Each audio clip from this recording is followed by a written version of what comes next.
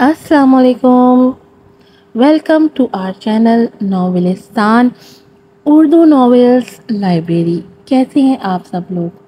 उम्मीद है आप सब लोग ठीक ठाक होंगे। इस गद्दी पर मैं हूँ, ये खानदान मुझसे है, मैं खानदान से नहीं।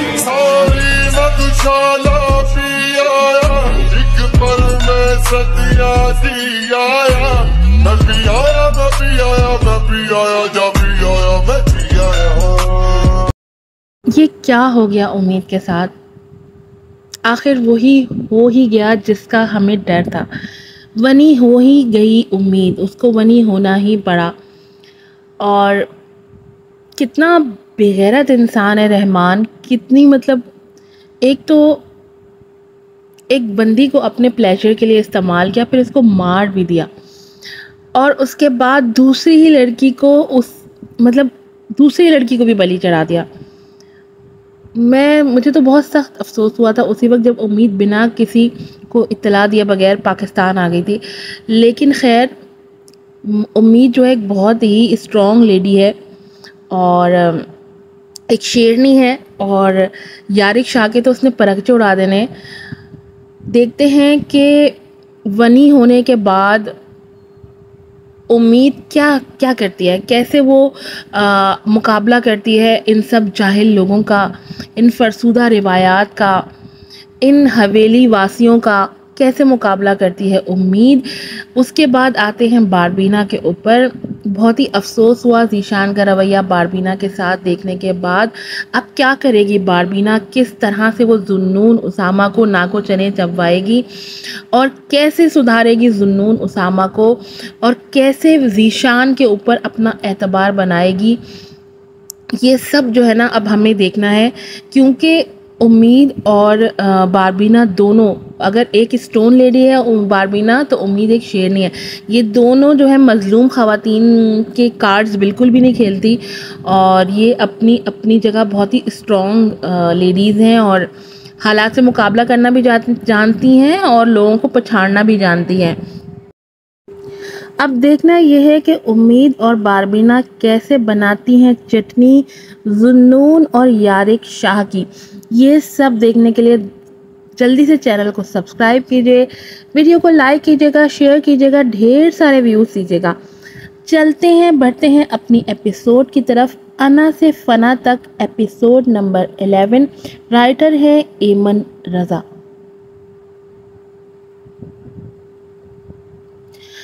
हमदान, तुम घर में कब जिक्र करोगे आखिर कि हम मोहब्बत करते हैं एक दूसरे से? मुझे डर है कि हमारी मोहब्बत को किसी की नज़र ना लग जाए, जाना ने हमदान के सामने बैठते हुए कहा, जो उसकी बनाई हुई कॉफ़ी से लुत्फ़ अंदोज़ हो रहा था। कुछ नहीं होगा जाना, तुम बेफिक्र बेकार में डर रही हो, और हमारी शादी इतनी जल्दी करेगा कौन? अभी तो मैं जॉब लेस हूँ, इस तरह तो चाचू भी मुझे तुम्हारा हाथ नहीं देंगे। वो उसे छेड़ते हुए बात मजाक में उड़ा गया। हमदान, बात को मत टालो, मैं बहुत परेशान हूँ आजकल, मेरा दिल बहुत घबरा रहा है। अगर कुछ हो गया तो तुम्हें कभी माफ़ नहीं करूँगी मैं, ये बात याद रख लेना तुम। वो उसे उंगली दिखाती बोली तो वो उसकी उंगली थामकर अचानक से झटके से उसका हाथ सीने पर रख गया। और ये दिल तुम्हारे बात ना करने का सुनकर देखो अभी से कितनी तेजी से धड़क रहा है, फिर कहीं रुक ही ना जाए। वो उसकी आंखों में वालेहाना अंदाज में तकता बोला, वो जो एकदम से उसकी इतनी नज़दीकी पर तेजी से दिल की धड़कती धड़कन को सुनकर कपकपा सी गई थी। उसकी बात पर लम्हों में साकिन हुई थी, जैसे सांस सीने में ही रुक गया हो। हमदान, उसने सर्जिश करते उसका नाम पुकारा। आंखों में मोटे मोटे आंसू थे, जिस पर हमदान ने तड़प कर उसकी तरफ देखा था, और उसके आंसू हाथ से चुने थे। ऐसे मत कहा करो हमदान, जब तुम ऐसा कहते हो तो लगता है। उसने अपने लरजने की कोशिश में मचलते लबों को कुचलते हुए खुद को कुछ कहने से रोके रखा। क्या लगता है? जैसे हमदान जानने का ख्वाहा था कि क्या हो जाएगा। तो लगता है दिल धड़कना तुम्हारा रुकेगा तो सांस मुझे नहीं आएगी। تمہارے بغیر جینے کا تصور نہیں کیا کبھی میں نے۔ وہ اپنی جگہ سے اٹھ کر اس کی طرف اپنی پشت کرتے اپنے آنسو زبردستی صاف کرنے لگی تھی۔ ارے میں نے رلا دیا اپنی محترمہ کو، میں ابھی آئس کریم لے کر حاضر ہوا۔ ہمدان اسے منانے کے لیے آئس کریم لینے گیا۔ وہی وقت تھا جب مہران اندر آیا تھا اور اپنی جنگلی بگلی کو لان میں کھڑے دیکھ وہیں آ گیا۔ اہم اہم، وہ اس کے پاس جا کر کھنکارا تو وہ پلٹی۔ تم؟ اسے لگا تھا ہمدان واپس آ گیا، مگر یہ کیا، اس کی جگہ پر مہران موجود تھا۔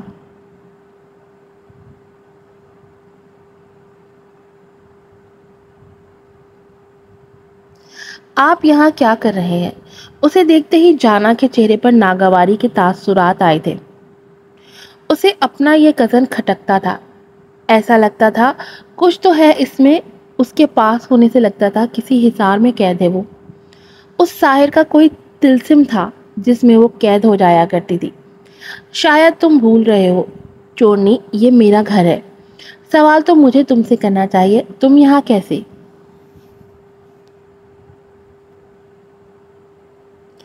وہ اس کے کندھے سے کندھا ٹکراتے بولا تو وہ نازک جان پل میں ڈول گئی تھی اور اسے گھور کر دیکھا۔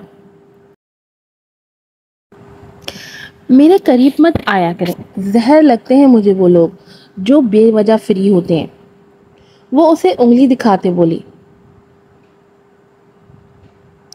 کیا واقعی؟ لیکن اگر میرے پاس قریب آنے کا اجازت نامہ موجود ہو تو؟ اس کی معنی خیز بات پر وہ غصے سے چیخی۔ کیا؟ یہی کہ لگتا ہے اب بڑوں سے بات کرنی ہی پڑے گی۔ وہ سیدھا ہوتے ہوئے بولا۔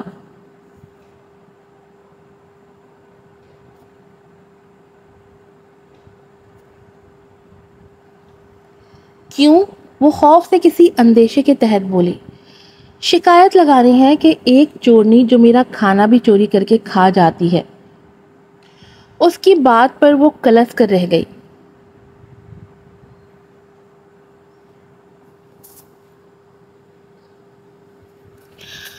فرض کرو اگر میں تمہارا شوہر ہوتا تو؟ ابھی وہ بول ہی رہا تھا تو وہ اس کی بات کاٹ کر بولی۔ تو زہر نہ دے دیتی میں ایسے شوہر کو؟ وہ دانت پیستے کمر پر دونوں ہاتھ ٹکاتے اس کے قریب آتی بولی۔ ہائے، اگر میری بیوی تم ہوتی نا تو تمہارے ہاتھوں زہر بھی خوشی خوشی پی لیتا۔ وہ دل پر ہاتھ رکھتے گہرا سانس بھرتے بولا تو وہ اس کی حد دیکھ کر رہ گئی۔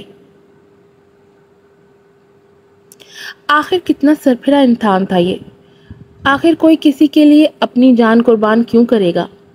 لیکن وہ یہ نہیں جانتی تھی کہ وہ بذات خود اس کی جان بن چکی ہے، جس کے لیے وہ کچھ بھی قربان کرنے سے دریغ نہیں کرے گا۔ سفید قد آور حویلی کے سامنے گاڑیاں قطار میں یکے بعد دیگرے کھڑی ہوئی تھی۔ گاڑیوں کے ٹائر زور سے چرچرائے تھے۔ اپنی منزل پر پہنچ امید کی دل کی دھڑکن بڑھی تھی۔ وہ آہستہ سے گاڑی کا دروازہ جو اس کے لیے کھولا گیا تھا اسے باہر آئی اور آنکھیں چندھیا دینے والی حویلی کو دیکھا۔ چلیں جی، انٹری ہو گئی ہے امید صاحبہ کی حویلی میں۔ جلدی سے چینل کو سبسکرائب کر دیں، ویڈیو کو لائک کیجیے گا، شیئر کیجیے گا۔ جسے دیکھ کر امید کو ایک پل محسوس ہوا کہ وہ پہلے بھی یہاں آ چکی ہے، مگر وہ سر جھٹک کر رہ گئی۔ کوئی تو کشش تھی اس حویلی میں جو اسے اپنی طرف کھینچ رہی تھی، مگر وہ سمجھنے سے قاصر تھی۔ ایسے پہلے کبھی محسوس نہیں ہوا تھا جیسے اب ہو رہا تھا۔ وہ اب بھی اپنے خیالوں میں مگن رہتی جب ایک ملازمہ یارق شاہ کے اشارے پر اس کا بازو زور سے دبوچ گئی۔ امید جھٹکے سے اپنے خیالوں میں سے باہر آئی تھی اور اچھمبے سے اس بوڑھی عورت کو دیکھا جو عمر رسیدہ ہونے کے باوجود چست چاقو چوبند اور یہاں تک کہ عجیب سخت طبیعت کی معلوم ہو رہی تھی۔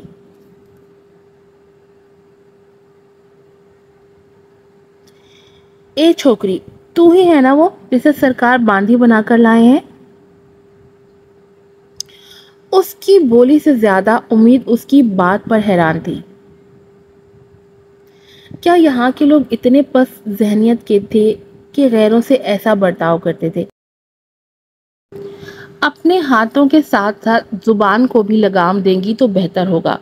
نہ ہی آپ کا مجھ سے کوئی رشتہ ہے جو اس طرح مجھ پر حکم چلا رہی ہیں۔ وہ ایک دم اس شبانہ نامی خاتون کا ہاتھ جھٹک کر بولی تو وہ حیرت زدہ انداز میں اسے دیکھنے لگی۔ وہاں کے ملازمین بھی حیرت زدہ تھے۔ شبانہ بیگم سے پہلی بار کسی نے ایسے بات کی تھی۔ بے شک وہ ملازمہ تھی، مگر وہ ان سب کے بچپن سے وہاں تھی، دادی حضور کی خاص ملازمہ۔ ان کی شان میں گستاخی بھی دادی کی شان میں گستاخی مانی جاتی تھی۔ اس کے اس طرح جھٹکنے پر وہ بری طرح پیچو تاب کھاتی رہ گئی۔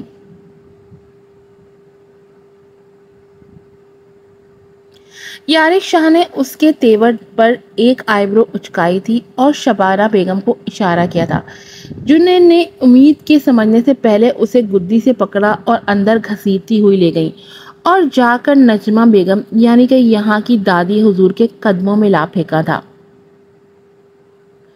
کون ہے یہ شبانہ بیگم؟ وہ امید کو زیرک نگاہوں سے گھورتی اس کے مغربی لباس کو نخوت سے دیکھتی بولی، یہی ہے وہ بی بی سائیں جس کے بھائی نے ہماری ملیحہ بٹیا کو قتل کیا ہے۔ وہ رن سے بولی تو دادی حضور کی آنکھوں میں آنسوؤں کی لرزش ہوئی تھی، مگر وہ اپنے ہونٹ بھیج گئیں۔ تو اس کا یہاں کیا کام؟ ملازموں کے اڈے پر بھیج دیتے۔ وہ صفاقی سے بولیں تو وہ حیرت سے ان کا چہرہ تکتی ہاتھ جھاڑ کر کھڑی ہوئی تھی۔ کیا یہ آپ لوگوں کی خاندانی بیماری ہے، بات بے قصور لوگوں کو اپنے پیروں میں پھینکنا؟ امید سیدھی ہوتی ہتھیلی سے رستا لہو اپنی شرٹ سے رگڑتی ان کی آنکھوں میں آنکھیں ڈال کر بولی تو نجمہ بیگم اس کے نڈر اور دلیر انداز پر ٹھٹکی تھی۔ کچھ تو تھا اس لڑکی میں، ایسا بھی کیا تھا جو اسے شے دے رہا تھا؟ شبانہ پوری بات کیا ہے؟ وہ کڑکدار آواز میں بولی۔ بی بی سائیں یارق سرکار نے اس لڑکی کو بھرے جرگے میں اپنے نکاح میں لیا ہے۔ ان کی بات پر نہ ہی صرف دادی حضور کو بلکہ حویلی کی تمام عورتوں کو حیرت کا شدید جھٹکا لگا تھا۔ یارق اور نکاح؟ جو لڑکا ان کی بات ٹالتا شادی نہ کرنے پر بضد تھا، آج خون بہا میں آئی اس ونی لڑکی سے نکاح کر لایا تھا۔ یہ بات کسی کو ہضم نہیں ہوئی تھی۔ نجمہ، یہ کیا کہہ رہی ہو؟ جانتی بھی ہو تم؟ ان کی سخت آواز یارق شاہ نے اندر آتے مزے سے سنی تھی۔ اسے اندر آتے دیکھ تحریم بیگم لپک کر اس کے پاس آئی تھی۔ یارق شاہ، یہ میں کیا سن رہی ہوں؟ بجائے تم اپنی بہن کے مجرم کو مارو، تم اس قاتل غلیظ شخص کی بہن کو اپنے نکاح میں لے آئے ہو۔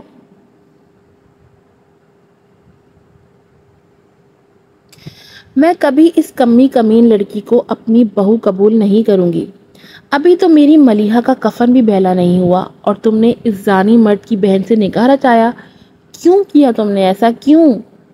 اس لڑکی کو میں زندہ نہیں چھوڑوں گی۔ وہ امید کو نفرت سے دیکھتی ہوئی بار بار اس کی عزت دو کوڑی کی کرتے ہوئے بولی تو وہ انہیں ٹوکے بغیر نہ رہ سکی۔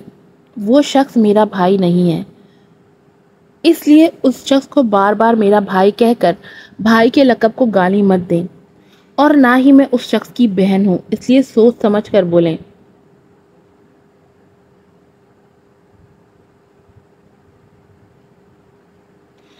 وہ نہ چاہتے ہوئے بھی سخت لہجے میں بولی تو اس کی زبان چلانے پر امید کی سوتیلی بہن مہنور نے رکھ کر اس کے منہ پر تھپڑ جڑا تھا۔ کمینی لڑکی، تمہاری جرت کیسے ہوئی تائی سرکار کی شان میں گستاخی کرنے کی؟ آواز نیچے رکھو، نہیں تو ٹانگیں توڑ دوں گی، آئی سمجھ؟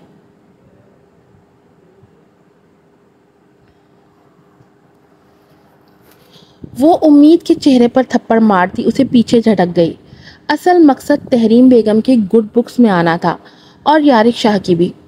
وہ تو یارق شاہ پر جان دیتی تھی اور اسے شادی کی خواہاں تھی، پھر یہ ملازم لڑکی کیسے اس کے اور یارق شاہ کے بیچ آ سکتی تھی؟ یہی بات اسے آگ لگا رہی تھی۔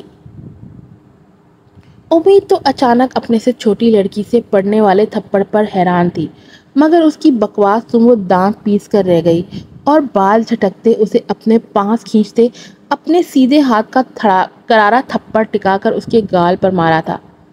یہی نہیں بلکہ بائیں ہاتھ کا تھپڑ بھی بائیں گال پر مارا تھا۔ تھپڑ اتنا شدید تھا کہ دونوں گالوں کے ساتھ دماغ بھی سنسنا اٹھا تھا۔ حویلی کی عورتیں تو کیا، ملازم بھی منہ میں انگلیاں دبائے چھوٹی بہو کے کارنامے دیکھ رہے تھے۔ سب سے زیادہ مزہ یارق شاہ لے رہا تھا۔ کیا تھپڑ مارا تھا امید نے مہرور کو، چس ہی آ گئی تھی اسے۔ وہ تو جیسے اس کے تماشے دیکھنے کے لیے اسے لایا تھا۔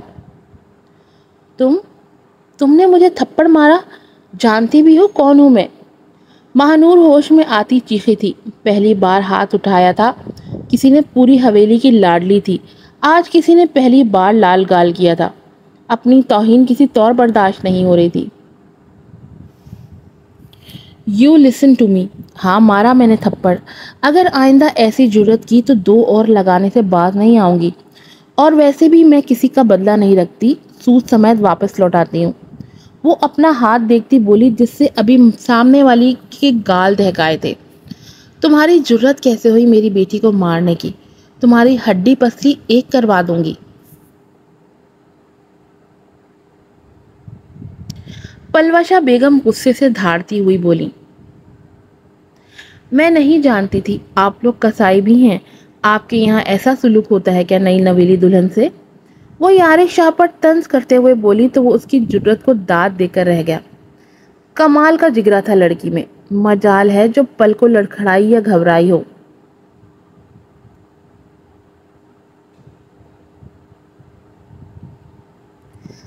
بس بہت ہو گیا، ہماری ریاست میں تم نے بہت کوتاہیاں کر لی ہیں لڑکی۔ نجمہ، اسے کال کوٹری میں بند کر دو، وہاں اس کا کھانا پینا سب ممنوع ہے۔ کچھ دن بھوکی رہے گی تو خود عقل ٹھکانے آ جائے گی۔ وہ اس کی اکڑ توڑنے کے لیے اسے سزا دیتی ہوئی بولی، جسے اس نے سر تسلیم خم کر کے قبول کیا تھا۔ اس کے لیے تو اچھا ہی تھا، جتنا وہ یارق شاہ سے دور رہتی اس کی عزت اتنی ہی محفوظ رہتی۔ میں بھی ادھر ہی ہوں اور آپ بھی۔ آپ کو آپ کی رائے بدلنے پر مجبور نہ کر دیا تو میرا نام بھی امید نہیں۔ دادی حضور کے حکم پر اس کے ہاتھ رسی سے باندھے گئے تھے، جس پر وہ ان کے قریب سے جاتے ہوئے دھمکی دینا نہیں بھولی تھی۔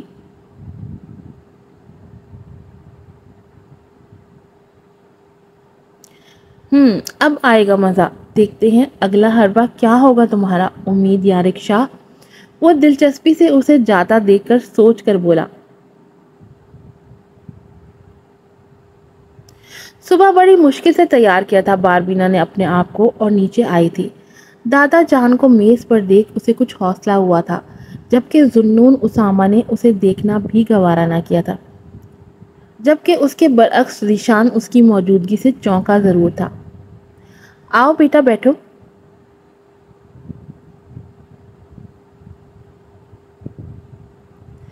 ان کی بات پر وہ کرسی کھینچ بیٹھ گئی۔ کھانے کے دوران وہی لوگ باتیں کرتے رہے اپنی زبان میں، جبکہ ذوالنون اسامہ اور ذیشان منہ کھولے ان دونوں کو اپنی مقامی زبان میں بات کرتا دیکھ رہے تھے۔ کھانا تو جیسے بھول ہی بیٹھے تھے۔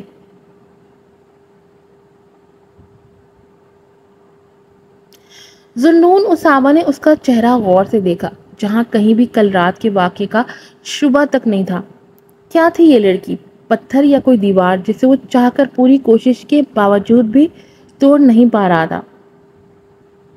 ذوالنون، تم آج خواجہ انڈسٹریز کی پارٹی پر جا رہے ہو تو باربینا کو ساتھ لے کر جانا، کیونکہ اب تم شادی شدہ ہو، تمہیں زیب نہیں دیتا غیر لڑکیوں کو اپنی پارٹنر منتخب کرنا۔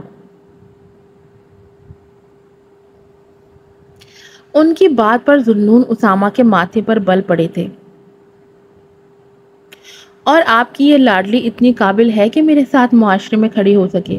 معاف کیجیے گا اگر آپ سوچتے ہیں کہ میں اسے لے کر جاؤں گا تو اپنی بے عزتی کے ذمہ دار آپ خود ہوں گے۔ یہ محترمہ اردو زبان تو بول نہیں سکتی، وہاں کسی نے انگریزی میں سوال کیا تو اپنا سا منہ لے کر رہ جائیں گی۔ وہ ٹیشو سے اپنا منہ صاف کرتا اٹھا۔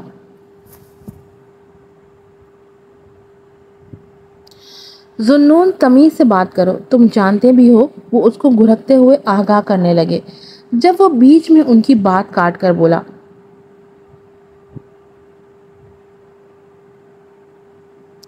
جانتا ہوں یہ میری بیوی ہے اور یہ بات تو میں آپ کی چہیتی کو بھی رات اچھے طریقے سے سمجھا چکا ہوں۔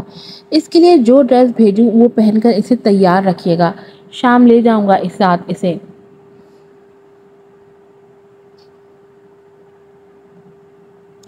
وہ دادا سے ہی مخاطب ہوتا بولا، مگر جانے سے پہلے اچانک پلٹ کر اسے دیکھا، تم اگر مجھے میرے بیچے گئے لباس کے علاوہ کسی اور ملنگوں والے لباس میں نظر آئیں تو اچھا نہیں ہوگا۔ وہ اس کے مقابل لباس پر طنز کرتا وہاں سے جا چکا تھا، جبکہ باربینا اپنے ہونٹ کچل کر رہ گئی تھی، کیونکہ وہ جانتی تھی کہ وہ اسے اپنی طرح کے لوگوں میں لے جا کر ایک بار پھر بھری محفل میں بری طرح سے بے عزت کرنے کا ارادہ رکھتا تھا۔ ذیشان کی ہوم ٹیوٹر آئی تو وہ کمرے میں جا چکا تھا ان سے پڑھنے۔ دادا کے ساتھ کچھ دیر باتیں کرنے کے بعد اس نے کچھ کھانے کی چیزیں تیار کی تھی ذیشان کے کمرے میں لے جانے کے لیے۔